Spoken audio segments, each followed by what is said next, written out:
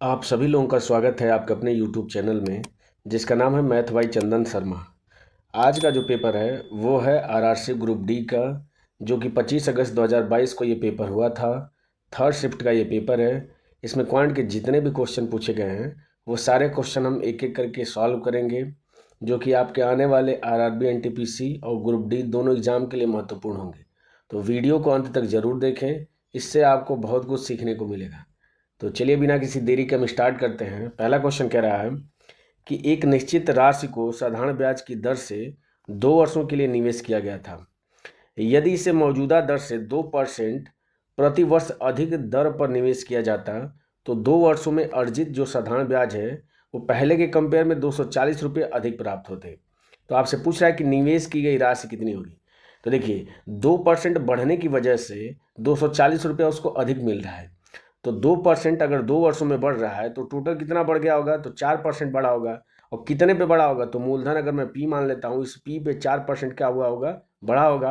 और ये किसके बराबर हो जा रहा है, तो ये 240 रुपये के बराबर हो जा रहा है। बस यहाँ से पी की वैल्यू आपसे पूछ रहा है तो पी की वैल्यू निकाल देंगे। तो पी बराबर क्या हो जाएगा, 240 हो जाएगा।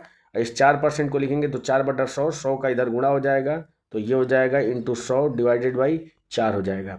इसको सिंप्लीफाई करेंगे तो 4 से कट करेंगे तो 6 बढ़ जाएगा, यानी 60 हो जाएगा। 60 का जब 100 में गुणा करेंगे तो पी की वैल्यू क्या निकल के आ जाएगी, 6000। यानी कि निवेश की गई राशि कितनी हो जाएगी, 6000, जो कि ऑप्शन नंबर 4 में दिया हुआ है।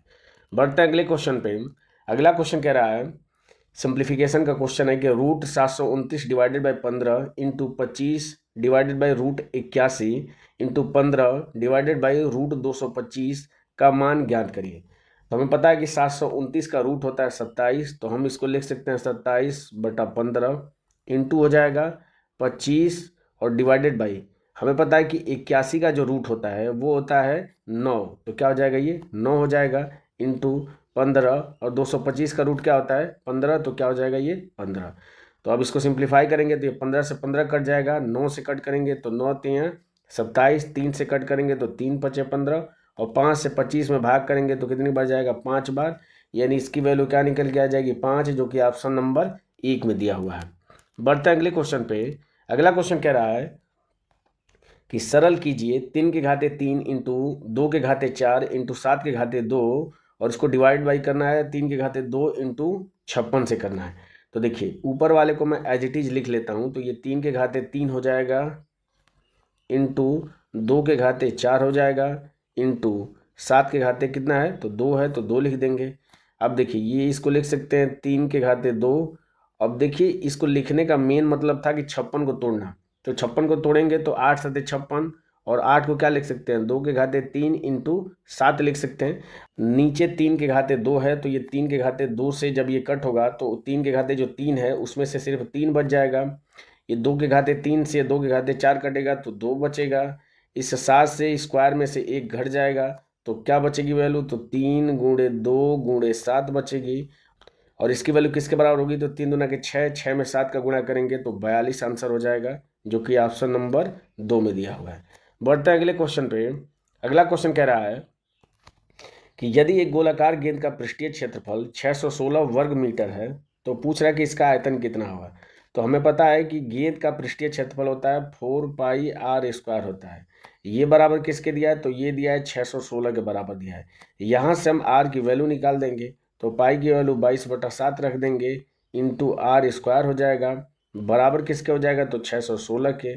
इसको सिंप्लीफाई कर देते हैं तो 4 से कट करेंगे तो 4 एकम में 4, 2 21, 4 5 20, 1 16, 4 चौको 16 हो जाएगा। अब इसको 11 से कट करेंगे तो ये 2 बार जाएगा, इसको 11 से कट करेंगे तो 11 एकम 11, 4 बार, 11 चौक 44। यानी यहाँ से फिर 2 से अगर कट करेंगे तो ये 7 हो जाएगा। तो यहाँ से r² की वैल्यू निकल के आ जाएगी 7 गुणे 7, यानी r की वैल्यू क्या निकल के आ गई, 7 निकल के आ गई। और आपसे पूछ रहा है कि गोलाकार गेंद का आयतन पूछ रहा है, तो हमें पता है कि गोले का जो आयतन होता है वो होता है 4/3 इंटू πr³।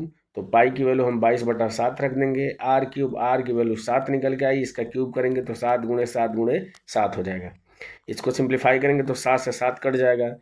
अब इन सब का गुणा कर लेते हैं। देखिए 7 में 7 का गुणा करेंगे तो 49 हो जाएगा। 49 दूना के 98 होता है, 98 दूना के कितना हो जाएगा, 196 हो जाएगा। 98 को अगर 100 मान ले तो 100 दूना के 200, और 200 में से 4 घटा देंगे तो 196 हो जाएगा।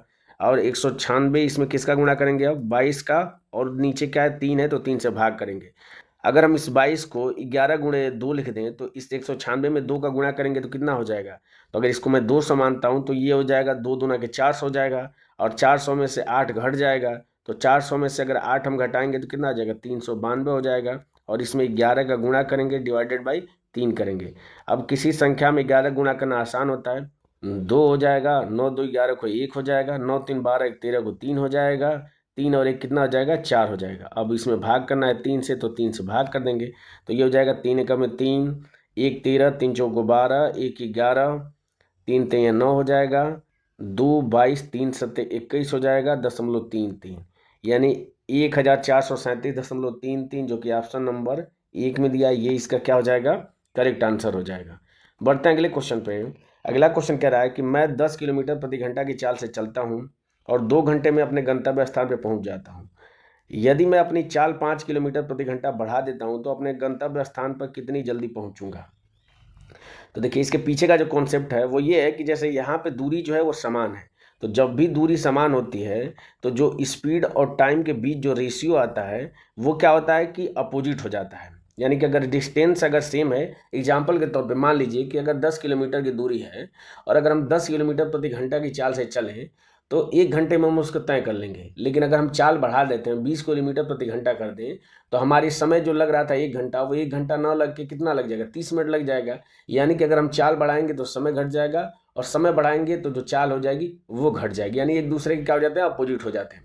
तो यहाँ से क्या निकल के आ गया कि जो एस जो होगा वो क्या होगा, व्युत्क्रमानुपाती होगा किसके, तो समय के व्युत्क्रमानुपाती हो जाएगा। तो यहाँ से जो फार्मूला निकल के आ जाएगा S1/S2, प्रोपोर्शनल को हटाएंगे तो कांस्टेंट जोड़ देते हैं, तो ये किसके बराबर हो जाएगा, तो ये हो जाएगा T2/T1 के बराबर हो जाएगा। और बस इसी फॉर्मूले पर रख देंगे। तो पहले उसकी स्पीड कितनी थी, 10 किलोमीटर प्रति घंटा, और समय कितना ले रहा था, तो समय ले रहा था 2 घंटा, तो ये 2 हो जाएगा। अब इसकी स्पीड कितनी हो गई, तो 5 किलोमीटर प्रति घंटा बढ़ा देता है, यानी कि पहले 10 थी तो 5 बढ़ाएगा तो 15 हो जाएगी। और आपसे समय पूछ रहा है कि कितना समय पहले पहुंचा था, तो पहले हम समय निकाल देंगे और फिर टोटल समय में से घटा देंगे तो पहले निकल के आ जाएगा।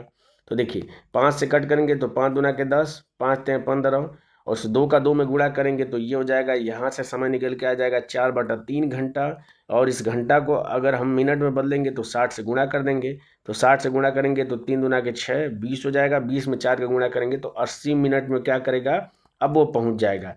तो कितना मिनट पहले पहुंच रहा है ये आपसे पूछ रहा है। तो देखिए पहले जो समय लग रहा था वो 2 घंटा लग रहा था, और अब जो समय लग रहा है वो कितना लग रहा है, तो 80 मिनट लग रहा है। तो 2 घंटा में 120 मिनट होता है, 80 मिनट में आप पहुंच जा रहा है, तो 40 मिनट पहले पहुंच जा रहा है। तो ऑप्शन नंबर 2 इसका क्या हो जाएगा, करेक्ट आंसर हो जाएगा। बढ़ते हैं अगले क्वेश्चन पे। अगला क्वेश्चन कह रहा है कि निम्नलिखित रेखा ग्राफ एक राज्य के 7 जिलों PQRS TU और V के छात्रों 10वीं इंटरमीडिएट और डिग्री के शैक्षणिक योग्यता को दर्शाता है। ग्राफ का अध्ययन करें और प्रश्न का उत्तर दें। प्रश्न आपसे पूछ क्या रहा है कि सभी जिले को मिलाकर 10वीं कक्षा वाले छात्रों की कुल संख्या और सभी जिले को मिला के डिग्री योग्यता वाले छात्रों की कुल संख्या के बीच अंतर पूछ रहा है आपसे। तो देखिए 10 वालों का ये हो गया और डिग्री वालों का ये हो गया, इनके बीच अंतर पूछ रहा है, तो हम अंतर क्या करेंगे, निकाल देंगे। तो देखिए पहला तरीका ये हुआ कि इन सब का टोटल आप निकाल लीजिए और इसका टोटल निकाल दीजिए, और जो भी दोनों का टोटल आ रहा है उसमें से क्या करिए, बड़े से छोटे वाले को घटा दीजिए, तो आपका अंतर निकल के आ जाएगा। ठीक है, लेकिन हम इस तरीके से नहीं करेंगे, हम क्या करेंगे, हम एक एक वैल्यू को चेक करते जाएंगे। तो देखिए ये 340 है, ये 280 है, तो कितना अधिक है अंतर यहाँ पे, तो 60 का अंतर है, तो 60 करेंगे। दूसरा वाला अगर हम चेक करें तो देखिए 300 है और ये 60 है, तो अब ये माइनस में 60 हो गया, क्योंकि हम पहले वाले में से दूसरा घटा रहे हैं, तो साइन के साथ लिखेंगे। तो देखिए अब यहाँ पे अगर हम करें तो ये देखिए 260 है, ये 200 है, तो फिर ये 60 अधिक है तो 60 लिख देंगे। अगला करेंगे एस में, तो एस में देखेंगे तो ये 340 है और 260 है, तो कितना अधिक है, तो 40 और 40 80 अधिक है, तो 80 रख देंगे। आगे करेंगे तो 180 है ये, और ये 320 है, तो कितना कम है, तो ये देखिए 20 करेंगे तो 200 और 20 40 हो जाएगा, यानी 140 कम है, तो ये क्या हो जाएगा, माइनस में 140 हो जाएगा, तो माइनस में क्या करेंगे 140 लिख देंगे। आगे यू पर करेंगे तो ये 260 है और ये 320 है, तो 260 और 320 कितना हो जाएगा, तो ये हो जाएगा 40 और 40 और 20 60 हो जाएगा, यानी कि माइनस में 60 हो जाएगा। अब ये 220 और 380 कितना कम है ये, तो 20, तो 80 करेंगे तो 3 हो जाएगा, और 80 160 कम है तो क्या हो जाएगा, 160 हो जाएगा। अब बस क्या करेंगे, नेट चेंज निकाल देंगे। तो ये देखिए प्लस माइनस ये कैंसिल हो जाएगा, 8 और 6 14 से ये 14 कैंसिल हो जाएगा। अब 160 में अगर 60 जोड़ेंगे तो 16, और 16 और 6 कितना हो जाएगा, 22। तो हमें चूंकि अंतर लेना है, तो अंतर मतलब बड़ी में से छोटी वाली वैल्यू, यानी कि अंतर जो आएगा वो पॉजिटिव में आएगा, तो 220 इसका क्या निकल गया जाएगा, अंतर निकल गया जाएगा, जो कि ऑप्शन नंबर 3 में दिया हुआ है। बढ़ते हैं अगले क्वेश्चन पे। अगला क्वेश्चन कह रहा है कि निम्नलिखित समीकरण में प्रश्न चिन्ह के स्थान पर लगभग में कौन सा मान आएगा। तो मैं बता चुका हूँ इस तरह के क्वेश्चन जब भी प्रीवियस ईयर क्वेश्चन पेपर करा रहा हूँ उसमें बताता हूँ कि 0.5 से अगर वैल्यू अधिक है या 0.5 के बराबर है तो उसको अप्रोक्सीमेट में 1 मान लेते हैं। तो ये देखिए 126.012 है, इसको मैं मान लूँगा 126 गुणे ये 14.987 है, तो इसको मैं मान लूँगा 15 माइनस 603.045 है, तो इसको अप्रोक्सीमेट में 603 मान लेंगे। बराबर किसके है, तो ये बराबर है आपका क्वेश्चन मार्क को मैं x मान लेता हूँ, इसकी वैल्यू अगर हमें निकालनी है। प्लस हो जाएगा 261.987, इसको मैं मान लूँगा 262 मान लूँगा। और बस इसको सॉल्व करके क्या निकालना है, x की वैल्यू निकालनी है। तो x की वैल्यू हम निकाल देते हैं। तो पहले गुणा करेंगे, तो इन दोनों का गुणा करेंगे तो कितना हो जाएगा, 15 छक्का 90, 9 हो जाएगा, 15 दूना के 30, 39, 3 हो जाएगा, 15 कम 15 और 3 18 हो जाएगा। इसमें से क्या करेंगे, 603 माइनस कर देंगे। तो 603 माइनस करेंगे तो कितना हो जाएगा ये, तो ये हो जाएगा 10 में से 3 जाएगा 7, 8 हो जाएगा, ये 8 में से 6 जाएगा 2, यानी कि 1287 हो जाएगा। और 262 जब इधर आएगा तो ये भी माइनस हो जाएगा, तो 262 फिर से माइनस कर देंगे। तो 7 में से 2 जाएगा, कितना जाएगा, 5 हो जाएगा। 8 में से 6 जाएगा 2 हो जाएगा। तो लास्ट में 25 आना चाहिए, लास्ट में 25 किस में दिया है, ये ऑप्शन नंबर 1 में दिया है। तो ये इसका क्या हो जाएगा, करेक्ट आंसर हो जाएगा, यानी कि x की वैल्यू कितनी हो जाएगी, 1025 हो जाएगी। बढ़ते हैं अगले क्वेश्चन पे। अगला क्वेश्चन कह रहा है कि वह द्विघात समीकरण जिसके मूल 12x² बराबर 27 इंटू एक्स को संतुष्ट करते हैं उसके मूल हैं। तो देखिए इसको लगाने के कई तरीके हो सकते हैं। पहला तरीका मैं आपको बता रहा हूँ कि आप बेसिक से करें, और दूसरा तरीका है कि आप ऑप्शन से वैल्यू रख के कर लें। जैसे अगर ऑप्शन से मैं बताऊं तो अगर 1 रखता हूं तो ये वाली वैल्यू 12 हो जाएगी, ये 27 हो जाएगी, यानी 1 रखने पे संतुष्ट नहीं होता है, तो 1 वाला ऑप्शन तो नहीं होगा। तो 1 इसमें है और 1 इसमें है, तो यानी कि ये दोनों ऑप्शन नहीं होंगे। अब इन दोनों में से कोई हो सकता है, तो 0 रखने पे दोनों साइड 0 हो जाएगा, यानी कि 0 पे तो संतुष्ट कर रहा है। अब देखिए इन दोनों में से चेक कर लेते हैं, 9/4 रख के चेक कर लेंगे या 3/4 रख के चेक कर लेंगे। तो मान लीजिए मैं 3/4 रख के चेक करता हूँ, तो ये हो जाएगा 12 इंटू 3/4, यानी 3 का स्क्वायर हो जाएगा 9 और 4 का स्क्वायर 16 हो जाएगा। ये बराबर किसके आना चाहिए, तो ये बराबर आना चाहिए 27 इंटू एक्स के। तो 27 इंटू एक्स की जगह पे माना क्या है, 3/4 माना है। तो इसको सिंप्लीफाई करेंगे तो 4 3 12 और 4 चौको 16, यानी कि 27/4 आना चाहिए। तो 27/4 इधर अगर हम ध्यान से देखें तो ये देखिए 27 ये है, 4 ये है, लेकिन ये 3 अधिक आ रहा है, तो ये ऑप्शन क्या होगा, इसको सेटिस्फाई नहीं करेगा। तो सिर्फ एक ही ऑप्शन बचा, ऑप्शन नंबर 2, ये क्या हो जाएगा, करेक्ट आंसर हो जाएगा। ये तो पहला तरीका हुआ। दूसरा तरीका ये हो सकता है कि आप क्या करें कि 12x² और इस 27 को इधर लेके आ जाएं, तो कितना हो जाएगा, 27x बराबर किसके हो जाएगा, 0। दोनों में से x कॉमन ले लें और x के अलावा जो भी चीज़ें हैं वो कॉमन लें। तो देखिए 12 में आ रहा है 3 आ रहा है, 27 में भी 3 आ रहा है, तो हम क्या करेंगे 3x कॉमन ले लेते हैं। तो यहाँ पे कितना बचेगा, तो यहाँ पे बचेगा 4x बचेगा और यहाँ पे 9 बचेगा। ये बराबर किसके हो जाएगा, तो 0 के। तो देखिए दो चीज़ों का अगर गुणनफल 0 के बराबर है तो या तो ये वाली वैल्यू 0 होगी या तो ब्रैकेट के अंदर वाली वैल्यू 0 होगी। अगर ये वाली वैल्यू 0 होगी तो यहाँ से x की वैल्यू क्या निकल के आ जाएगी, 0। और अगर ब्रैकेट के अंदर वाली वैल्यू 0 होगी तो यहाँ से x की वैल्यू क्या निकल के आ जाएगी, 9/4 निकल के आ जाएगी, जो कि ऑप्शन नंबर 2 में दिया है। तो आप वैल्यू पुटिंग से भी कर सकते हैं, आप बेसिक से भी कर सकते हैं, दोनों तरीके मैंने बता दिए हैं। बढ़ते हैं अगले क्वेश्चन पे। अगला क्वेश्चन कह रहा है कि निम्न आंकड़ों का माध्य ज्ञात करिए। तो देखिए मैं बता चुका हूँ कि माध्य निकालने का जो बेसिक फार्मूला होता है वो होता है कि x और f का गुणा करिए, उसके बाद से उन सब का सम करिए जिसको समेशन fx बोलते हैं, और उसमें डिवाइड कर दीजिए जितने भी फ्रीक्वेंसी है उन सारी फ्रीक्वेंसियों के सम से उसमें भाग कर दीजिए, तो जो भी आएगा वो उन सब का क्या निकल के आ जाएगा, माध्य निकल के आ जाएगा। तो देखिए इनका गुणा करते चलिए, तो 3 में 5 का गुणा करेंगे तो 15 हो जाएगा, और प्लस कितना हो जाएगा, तो 3 में 2 का गुणा करेंगे तो 6 हो जाएगा, 10 में 4 का गुणा करेंगे तो 40 हो जाएगा, 4 में 2 का गुणा करेंगे तो 8, और 5 में 6 का गुणा करेंगे तो 30 हो जाएगा। इन सब को जोड़ के डिवाइडेड बाई इन फ्रीक्वेंसियों का सम निकाल दीजिए। तो 5 में 3 जोड़ेंगे तो 8, 8 में 4 जोड़ेंगे तो 12, 12 और 2 कितना हो जाएगा 14, और 14 और 6 20 हो जाएगा। 20 से भाग कर दीजिए, ये जो होगा वो माध्य निकल के आ जाएगा। तो देखिए ऊपर वाले को जोड़ेंगे तो 40 और 30 70 हो जाएगा। 70 और 8 78, 78 और 6 कितना हो जाएगा 80, 80 4 84, और 84 और 10 94, और 5 99 हो जाएगा। तो ये हो जाएगा 99 और बटा 20 हो जाएगा। 2 से भाग करेंगे तो 2 चौको 8, 1 18, 2 9 18, 1 10, 2 पचे 10, और नीचे 10 बच जाएगा।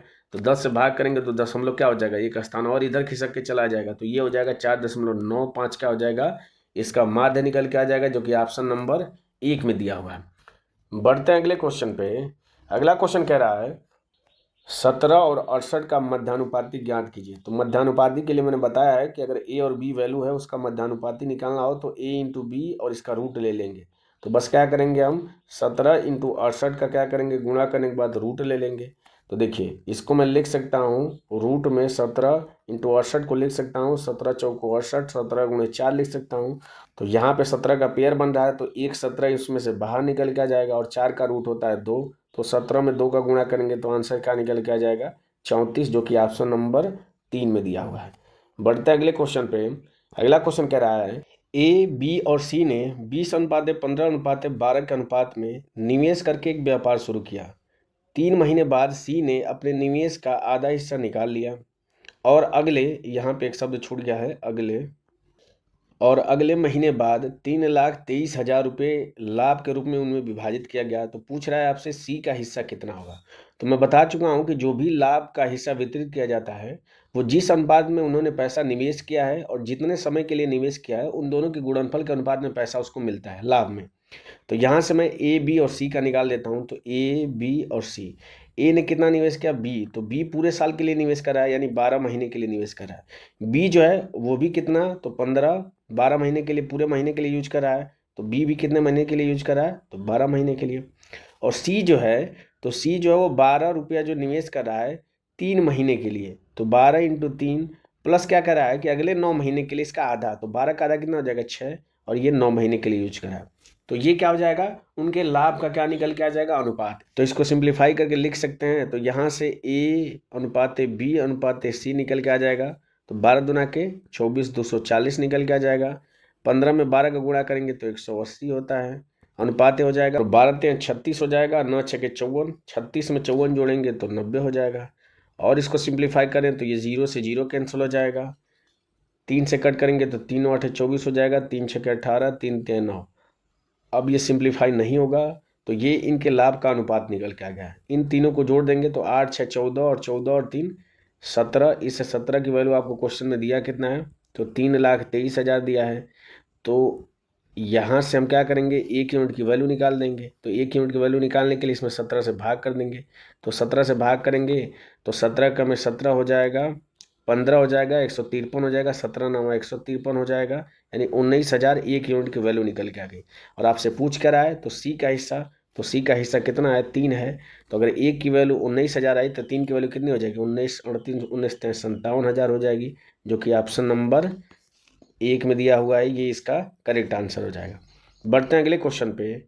अगला क्वेश्चन कह रहा है कि मिश्रित आवर्ती दशमलव 3.125 के बराबर कौन सा साधारण भिन्न होगा।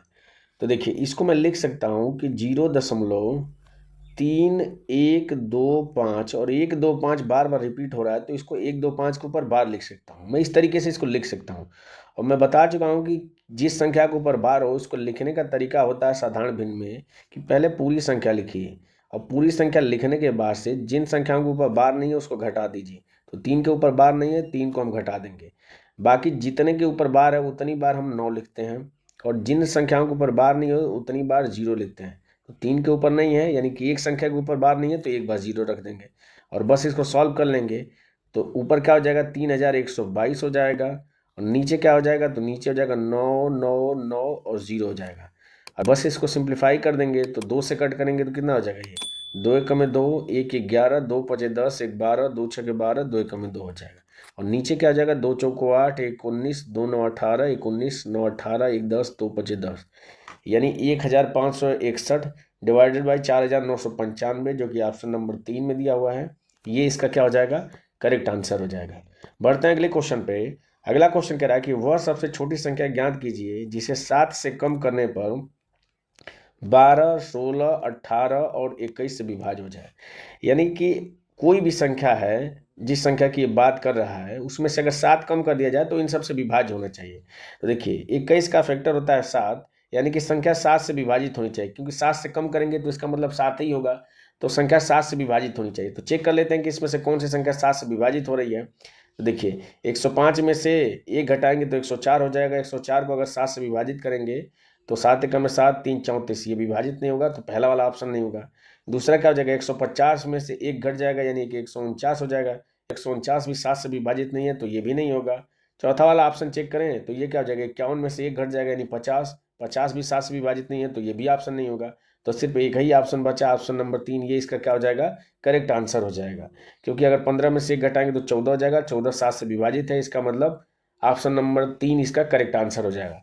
मैं इस तरीके से कर रहा हूं क्योंकि 7 से विभाज्यता का नियम मैंने बताया है कि संख्याओं को 3-3 का पेयर बना लेते हैं। अगर ऑप्शन नंबर 3 को हम देखें तो 1015 है, तो इसमें 3-3 का पेयर बनाएंगे तो ये क्या हो जाएगा, एक 15 होगा, एक 1 होगा।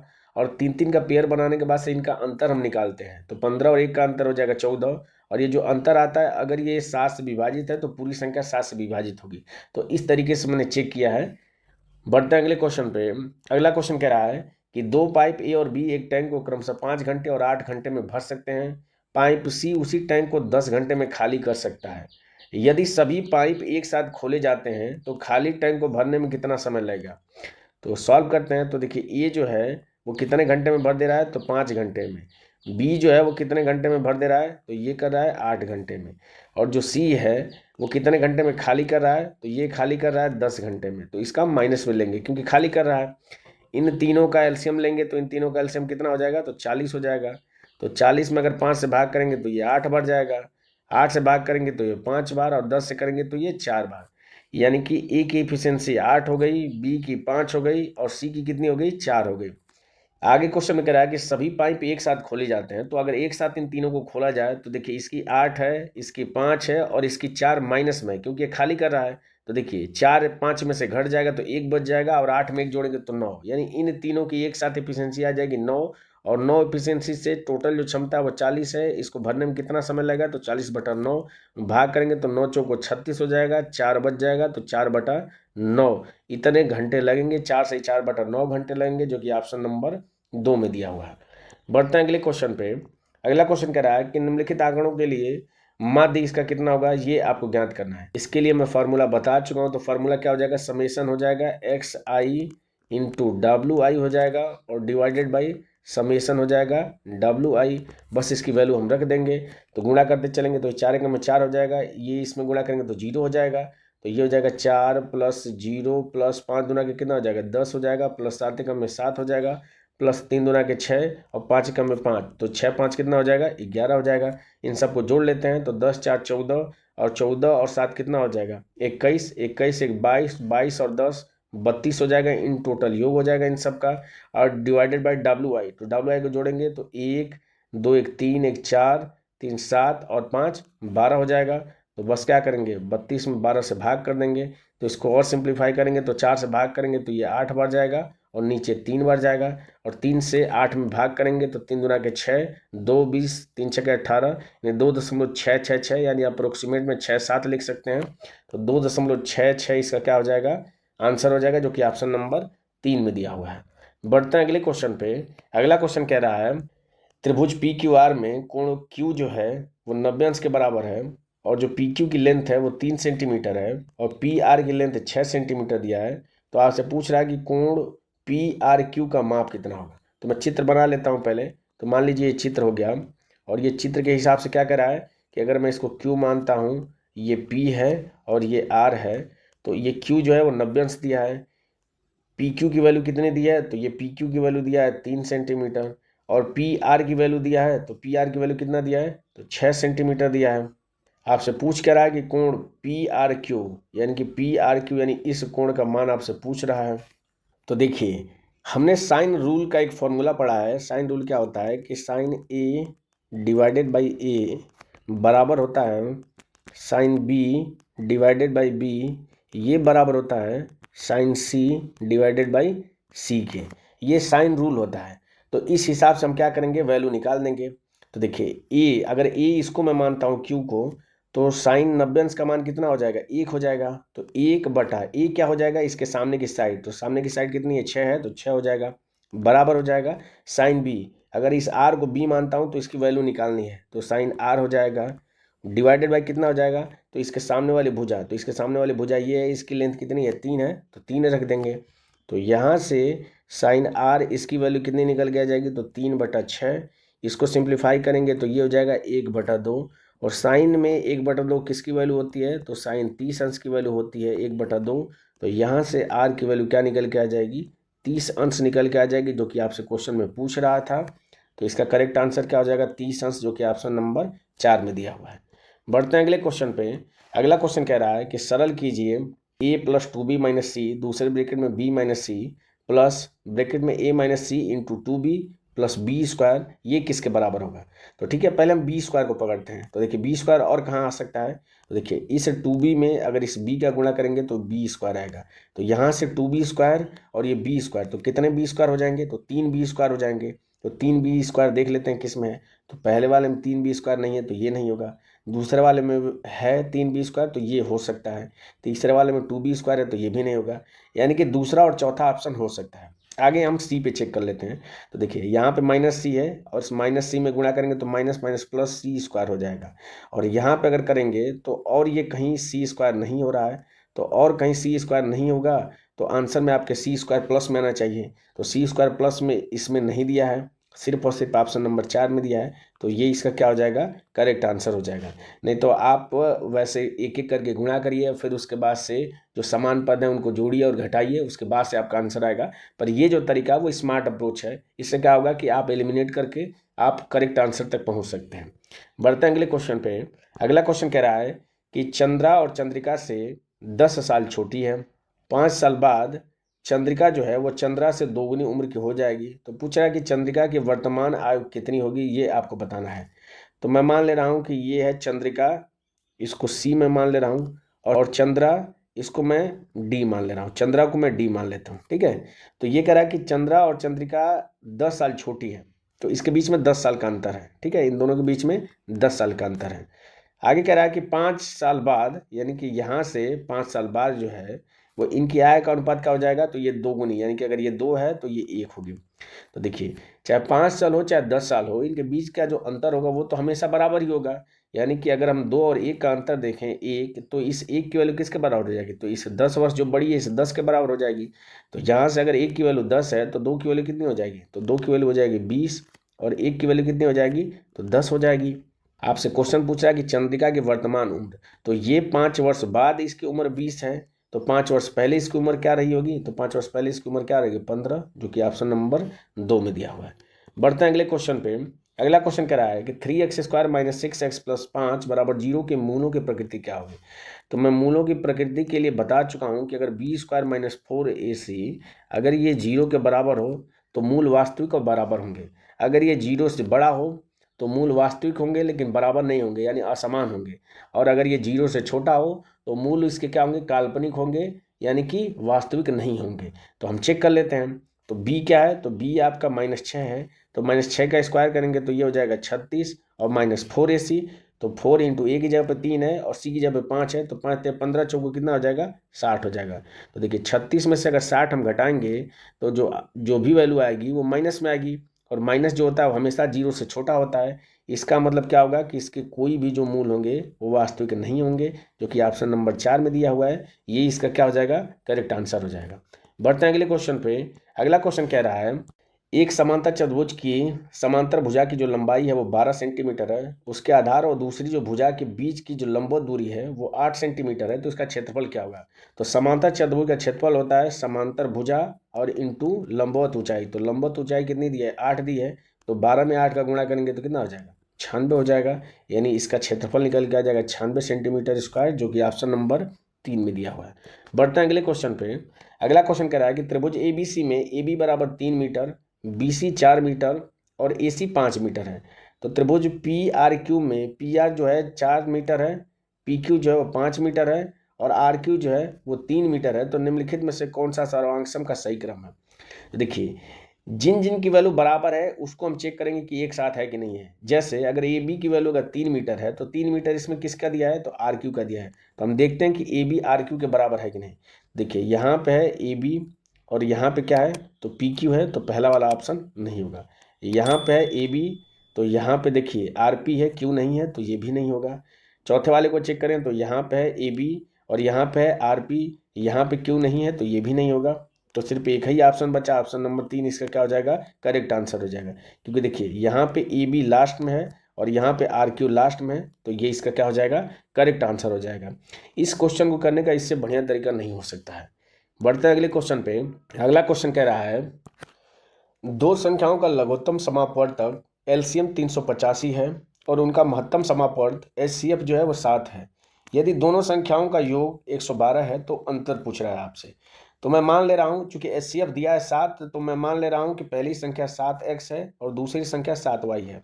ऐसा इसलिए मैंने माना है क्योंकि एचसीएफ की वैल्यू दिया है 7 और जहाँ पे x और y दोनों क्या होंगी, को प्राइम होंगी, यानी इनके बीच में एक के अलावा दूसरा कोई कॉमन फैक्टर नहीं होगा। तो देखिए इन दोनों का योग यानी कि 7x + 7y ये किसके बराबर दिया है, तो 112 के। तो यहाँ से x + y की वैल्यू निकाल देंगे, तो 7 से भाग करेंगे तो 7 का में 7, 4 42, 7 6 42 यानी 16 निकल के आ गई। आगे क्वेश्चन दिया कि एलसीएम, तो अगर वैल्यू 7x और 7y है तो इनका एलसीएम कितना हो जाएगा, 7 × xy हो जाएगा। ये बराबर किसके हो जाएगा, तो 385 के हो जाएगा। और यहाँ से x × y अगर हम निकाल देंगे तो 7 से भाग करेंगे तो 7 × 5 = 35, 3 35, 7 × 5 = 35 यानी 55 निकल के आ जाएगा। और आपसे पूछ क्या रहा है, तो आपसे पूछ रहा है कि इन दोनों का अंतर यानी कि 7x - 7y ये क्या होगा, इसकी वैल्यू आपको बतानी है। यानी इसको मैं लिख सकता हूँ 7 ब्रैकेट में x - y, इसकी वैल्यू आपसे पूछ रहा है। तो देखिए दोनों का गुणनफल 55 होना चाहिए और दोनों को प्राइम नंबर होना चाहिए। तो क्या हो जाएगा, 11 और 5 हो जाएगा, क्योंकि 11 में 5 का गुणा करेंगे तो 55 हो जाएगा और 11 में 5 अगर हम जोड़ते हैं तो 16 के बराबर हो जाएगा। तो देखिए यहाँ से x की वैल्यू हो जाएगी 11 और y की वैल्यू कितनी हो जाएगी, 5 हो जाएगी। क्योंकि आपसे इसकी वैल्यू पूछ रहा है तो बस रख दीजिए। तो 7 ब्रैकेट में 11 में से 5 घटाएंगे तो ये हो जाएगा 6 हो जाएगा और 6 में 7 का गुणा करेंगे तो 42 क्या हो जाएगा, इनका अंतर निकल के आ जाएगा, जो कि ऑप्शन नंबर 4 में दिया हुआ है। बढ़ते हैं अगले क्वेश्चन पे। अगला क्वेश्चन कह रहा है कि एक दुकानदार ने 28,000 रुपये के अंकित मूल्य वाली वस्तु पर क्रमिक रूप से 10% और 15% की छूट दी। तो पूछ रहा है कि वस्तु का विक्रय मूल्य कितना होगा। तो देखिए वस्तु का जो अंकित मूल्य था वो था 28,000 था, इस पे पहले 10% की छूट दी, तो 10% की छूट देने के बाद से क्या हो जाएगा, रेट 9/10 हो जाएगा। फिर 15% की छूट दी, तो 15% की छूट देने का मतलब क्या आ जाएगा, 85%, तो ये हो जाएगा 85/100। इसको सिंप्लीफाई कर देंगे तो ये देखिए 3 जीरो से 1 2 3 जीरो कट जाएगा।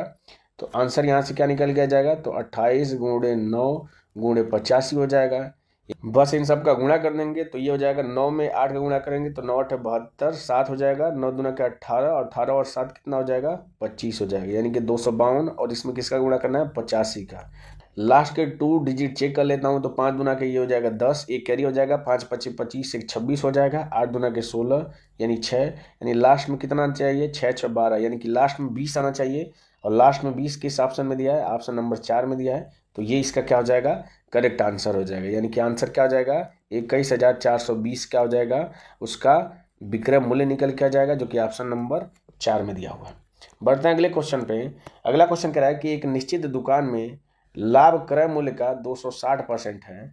यदि विक्रय मूल्य 7,200 है तो क्रय मूल्य कितना होगा, ये आपको बताना है। तो देखिए लाभ जो है वो क्रय मूल्य का 260% है, यानी कि अगर क्रय मूल्य 100 रुपया है तो इसका 260% करेंगे तो 260 हो जाएगा। यानी कि इस 100 रुपये पे 260 रुपये का लाभ हो रहा है, यानी कि टोटल इसका विक्रय मूल्य कितना हो जाएगा, तो 360 रुपये इसका विक्रय मूल्य हो जाएगा। लेकिन क्वेश्चन में दिया कितना है, तो इसकी वैल्यू दिया है 7,200। तो यहाँ से आप 1 यूनिट की वैल्यू निकाल देंगे तो ये 0 से 0 कट जाएगा, 36 गुना के 72 हो जाएगा, यानी 1 यूनिट की वैल्यू यहाँ से निकल के आ गई 20 रुपये। आपसे पूछ रहा है क्रय मूल्य, तो क्रय मूल्य में हमने क्या माना है, 100 माना है। तो जब 1 की वैल्यू 20 है तो 100 यूनिट की वैल्यू कितनी निकल के आ जाएगी, तो 20 × 100 हो जाएगी। तो 20 में 100 का गुणा करेंगे तो आंसर क्या हो जाएगा, 2000 हो जाएगा, जो कि ऑप्शन नंबर 2 में दिया हुआ है। बढ़ते हैं अगले क्वेश्चन पे। अगला क्वेश्चन कह रहा है कि हल कीजिए।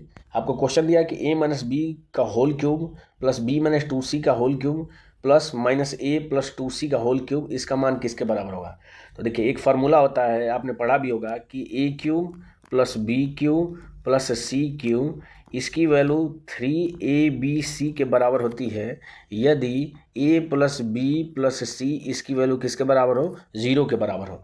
तो ये देखिए यहाँ से a b और अगर c इसको हम मानते हैं तो इन तीनों का योग करेंगे तो ये देखिए minus B plus B cut जाएगा, a माइनस में है a प्लस में कट जाएगा, 2c माइनस में है 2c प्लस में कट जाएगा, यानी इस कंडीशन को सेटिस्फाई कर रहा है। तो इसका क्यूब है यानी ये किसके बराबर होना चाहिए, 3ABC के बराबर होना चाहिए।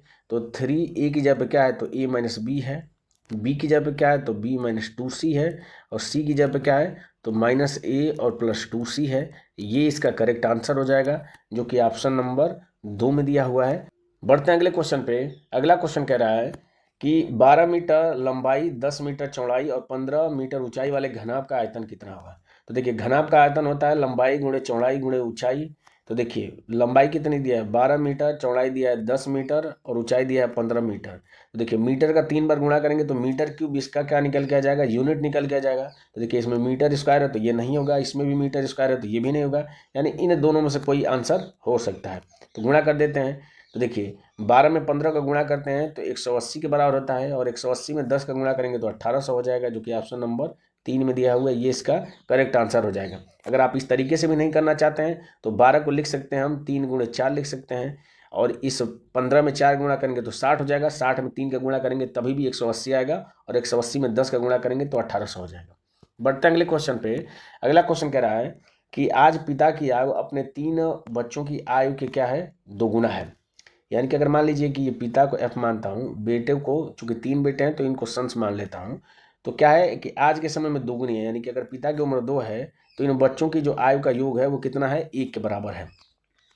आगे कह रहा है कि 15 साल बाद पिता की जो आय है अपने बच्चों की आय के योग के बराबर हो जाएगी। तो ये 15 साल, तो इसमें कितना बढ़ेगा, 15 बढ़ेगा, और इसमें कितना बढ़ेगा, तो प्रत्येक बच्चे में 15-15 बढ़ रहा है, तो कितना बढ़ रहा है, ये 45 बढ़ेगा, क्योंकि एक बच्चे पे 15 बढ़ रहा है तो 3 बच्चे पे कितना बढ़ेगा, 45 बढ़ेगा।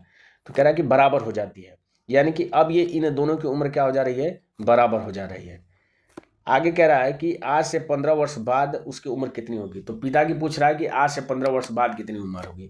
तो मैं अगर अनुपातिक संबंध x मान लेता हूँ, अगर स्टार्टिंग में वर्तमान में इन दोनों के बीच में, तो पिता की क्या हो जाएगी 2x हो जाएगी, 15 वर्ष बाद क्या हो जाएगी 2x प्लस 15 हो जाएगी। बच्चों की उम्र क्या मैंने माना है, योग उनका, तो x माना है, तो 15 वर्ष बाद यानी कि 15 45 इसमें जुड़ जाएगा, तो ये क्या हो जाएगा, एक दूसरे के बराबर हो जाएंगे। यहाँ से जब x की वैल्यू हम निकालेंगे तो 45 में से 15 घटाएंगे तो 30 निकल के आ जाएगी, यानी x की वैल्यू क्या निकल के आ गई, 30 निकल के आ गई। तो पिता की उम्र क्या हो जाएगी, तो 30 दूना के 60 हो जाएगी। तो 60 क्या है, ये वर्तमान उम्र है। आपसे क्वेश्चन पूछ रहा है कि 15 वर्ष बाद, तो 15 वर्ष बाद कितना हो जाएगा, तो 60 में 15 जोड़ेंगे तो आंसर कितना हो जाएगा, 75 हो जाएगा, जो कि ऑप्शन नंबर 2 में दिया हुआ है। बढ़ते हैं अगले क्वेश्चन पे। अगला क्वेश्चन कह रहा है कि 5 शोरूम ए से ई तक में आकर 7, 8, 9 के जूतों की बिक्री के आंकड़े निम्नलिखित संचित दंड आरेख में दिए गए हैं। आरेख का अध्ययन कीजिए और प्रश्न पूछे जो गए हैं उनका उत्तर आपको बताना है। क्वेश्चन आपसे पूछ रहा है कि शोरूम सी में आकार 9 के जूतों की बिक्री की तुलना में आकार 8 के जूतों की बिक्री लगभग कितने प्रतिशत अधिक है। तो देखिए सी ये रहा, आकार 9 के जो जूते हैं उनका कलर ये रहा, यानी कि 740 की तुलना में, तो 740 नीचे लिख दिया जाएगा, और 8 के जूतों की संख्या ये रहा 2480 रहा। कितना अधिक है, तो बस क्या करेंगे 2480, इसमें से क्या करेंगे 740 हम घटा देंगे, तो घटाएंगे तो कितना हो जाएगा, ये 0 हो जाएगा, 8 में से 4 घटाएंगे 4 हो जाएगा, और 14 में से 7 घटाएंगे 7 हो जाएगा, और ये 1 हो जाएगा। प्रतिशत में पूछ रहा है तो 100 से क्या करेंगे हम गुणा कर देंगे। तो देखिए 0 से ये 0 कट जाएगा, 2 से कट करेंगे तो ये हो जाएगा 2 3 6 1 14, 2 7 14, इसको कट करेंगे तो 2 8 16, 1 14, 2 7 14 हो जाएगा।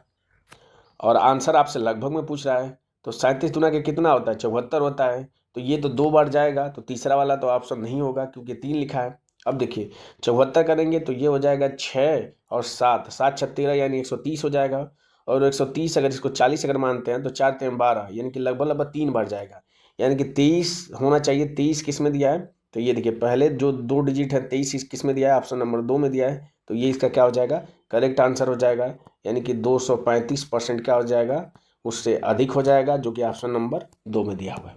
बढ़ते हैं अगले क्वेश्चन पे। अगला क्वेश्चन है और ये इस पेपर का लास्ट क्वेश्चन है। क्वेश्चन कह रहा है कि निम्नलिखित समीकरण में से प्रश्न चिन्ह के स्थान पर लगभग में कौन सा मान आएगा। तो इस तरह के क्वेश्चन इस पेपर में एक बार आ चुका है, तो मैं यहाँ पे डायरेक्ट करूँगा। तो देखिए ये 23 हो जाएगा, 23 में इसको 17 मान लूँगा, 23 में 17 जोड़ेंगे तो ये हो जाएगा 40, और 40 में इसको अप्रोक्सीमेट में 2 मानेंगे, 40 में 2 से भाग करेंगे तो कितना हो जाएगा, ये 20 हो जाएगा। और इंटू इसमें करना है 4 का, तो 4 का जब गुणा करेंगे तो कितना हो जाएगा, ये तो 20 चौको 80 हो जाएगा। ये इसमें से माइनस करना है तो ये इसको अप्रोक्सीमेट में मैं 42 मान सकता हूँ, और प्लस ये कितना हो जाएगा, तो अप्रोक्सीमेट में 644 हो जाएगा। बस इसको सॉल्व कर देंगे तो आंसर निकल के आ जाएगा। तो देखिए 644, 44 में से अगर 42 घटाएंगे तो ये 602 हो जाएगा, और 602 में अगर हम 80 जोड़ देंगे तो 682 हो जाएगा, जो कि ऑप्शन नंबर 2 में दिया हुआ है। तो इस तरीके से 25 अगस्त 2022 को जो आरआरसी ग्रुप डी का पेपर हुआ था, उसमें क्वांट के जितने भी क्वेश्चन पूछे गए थे वो सारे क्वेश्चन हमने एक एक करके डिस्कस कर लिए। मुझे उम्मीद है कि ये वीडियो आपको अच्छी लगी होगी, इन्फॉर्मेटिव लगी होगी। अगर वीडियो पसंद आए तो आप लाइक ज़रूर करें, नहीं पसंद आता है तो आप डिसलाइक कर सकते हैं। अगर इसमें कुछ भी आपको अच्छा लगा है तो आप हमें अपनी राय और सुझाव कमेंट बॉक्स में दे सकते हैं। मिलते हैं आपसे अगले पेपर में अगली वीडियो के साथ, तब तक के लिए जय हिंद और बाय।